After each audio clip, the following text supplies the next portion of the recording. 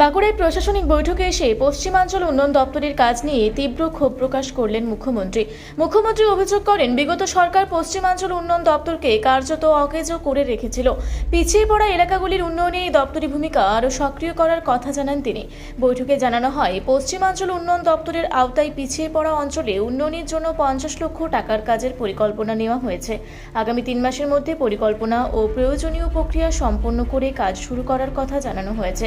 মুখ্যমন্ত্রীর দাবি, পুরনো সরকারের আমলে এই দপ্তরের জন্য প্রায় 20 কোটি টাকা অর্থ বরাদ্দ করা হলেও বাস্তবে প্রায় 6 কোটি টাকার কাজ হয়েছে। বাড়ি বাড়ি পানীয় জলের কল বসানো হলেও বহু ক্ষেত্রে সেই কল দিয়ে জল পৌঁছয়নি বলেও অভিযোগ করেন তিনি। জল সরবরাহের ক্ষেত্রে অনিয়মের প্রসঙ্গ তুলে মুখ্যমন্ত্রী কাটমানির অভিযোগের ইঙ্গিত দিয়ে কটাক্ষ করেন। পাশাপাশি সাংবাদিক সম্মেলনে ইউনিফর্ম সিভিল কোড বা ইউসিসি আইন চালুর বিষয়েও মন্তব্য করেন মুখ্যমন্ত্রী।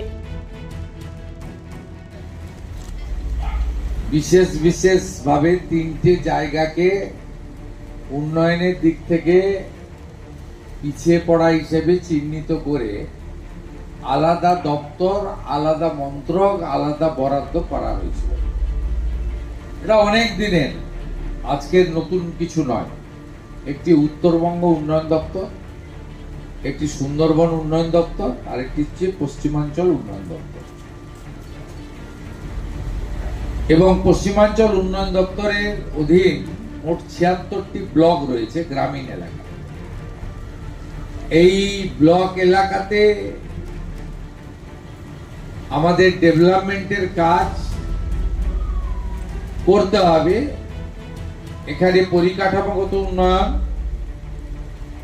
সামাজিক ক্ষেত্রে উন্নয়ন, জীবন জীবিকার মান উন্নয়ন এবং বিশেষ করে এই এলাকাতে তফসিলি জাতি, উপজাতি, কুর্মী, বাউরি সহ সমস্ত মানুষকে, যারা আমাদের, আমি মনে করি যারা মূল্যবাসী, তাদের ডেভেলপমেন্টের জন্য আমাদের বিশেষ নজর দেওয়া উচিত।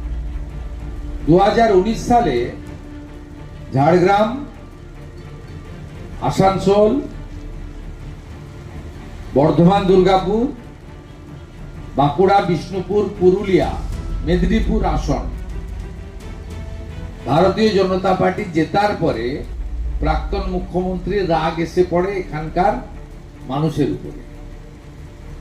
সেই কারণে তিনি তার 2021 থেকে 26 সময়কালে পশ্চিমাঞ্চল উন্নয়ন দপ্তরকে অকেজো করে রেখেছিলেন,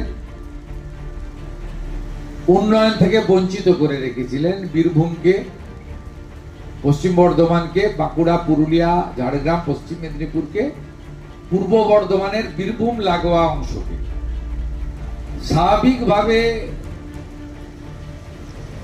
এবারে যখন সরকার তৈরি হলো, আমার কেন্দ্রীয় নেতৃত্বরা বললেন যে মুখ্যমন্ত্রীর পুলিশ দপ্তর ইত্যাদি ইত্যাদি বড় বড় দপ্তর তো থাকবেই, কিন্তু এই দুটো জায়গার উন্নয়নের দায়িত্বটা মুখ্যমন্ত্রী। নাম আবেদন করবেন, নাম তোলার জন্য। না, আপনি ইন্ডিভিজুয়াল কেস বলছেন, আমি কি করে বলবো? না, এটা মুখ্যমন্ত্রীর কাজ নয়। মুখ্যমন্ত্রী শুধু দুটো কথা বলতে পারে,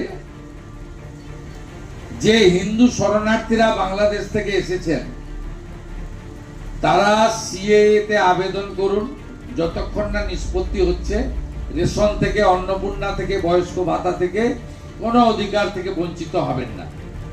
আর যারা সুপ্রিম কোর্টের নির্দেশে ট্রাইব্যুনালে আবেদন করে রেখেছেন, ট্রাইব্যুনাল যতক্ষণ না তাদের নিষ্পত্তি করছে, তাদের কোনো অধিকার থেকে রাজ্য সরকার বঞ্চিত করতে পারবে না, করবে না। এই দুটো কথা বলতে পারি।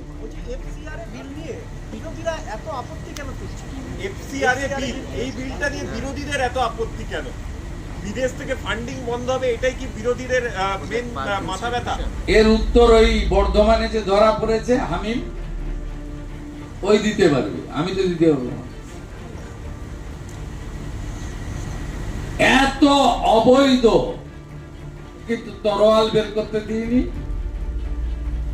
কিছুদিনের মধ্যে ইউসিসি আসবে, এক দেশ এক প্রধান, এক রাজ্য, এক মুখ্যমন্ত্রী, এক আইন, UCC, we all are equal. তারপরে আর দুটো কাজ আমার বাকি করতে হবে, ধর্ম পরিবর্তন আর জমি কেনা বেচার ক্ষেত্রে আইন আনা। এই কাজও আমি করি। বাঁকুড়া থেকে মানিক কর্মকারীর রিপোর্ট, রূপসী বাংলা মিডিয়া।